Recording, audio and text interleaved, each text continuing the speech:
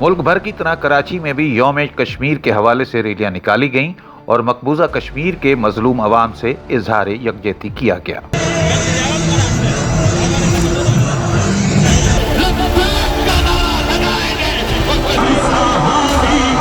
तहरीक इंसाफ की जानिब से क्लिफ्टन ता मज़ार कायद कश्मीर रैली निकाली गई। रैली की क़यादत खुर्रम शेर जमान कर रहे थे। इस मौके पर उन्होंने कहा कि मोदी सरकार आज देख ले कि कश्मीर के अवाम क्या चाहते हैं।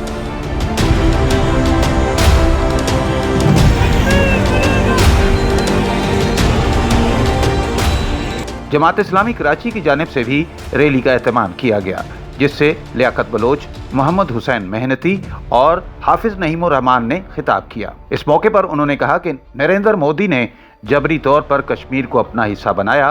पूरा पाकिस्तान कश्मीरी अवाम के साथ है।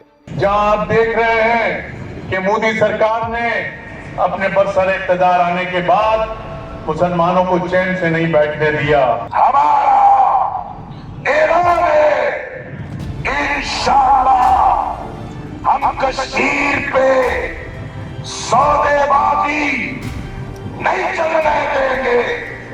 हम कश्मीरियों की लाजवाब कुर्बानियों को साए नहीं होने देंगे। तहरीक लब्बैक पाकिस्तान की जानिब से भी भरपूर रैली निकाली गई, जिसमें हजारों अफराद शरीक हुए, जबकि सिविल सोसाइटी की जानिब से भी नुमाइश चुरंगी पर यकजहती कश्मीर रैली निकाली गई। बल्दिया कराची के ज़ेर एहतमाम तकरीब मुनक्कद की गई और शहर के मुख्तलिफ मकामात पर इजहार यकजहती किया गया। पाकिस्तानी अवाम ने इस अज़्म का इजहार किया कि जब तक कश्मीरी अवाम को उनका हक के खुद इरादियत नहीं मिलता, भारत की जालिम व जाबर मोदी सरकार को एक न एक दिन कश्मीरी अवाम का देरीना मुतालबा अक़वाम मुत्तहिदा की करारदादों के मुताबिक हल करना पड़ेगा।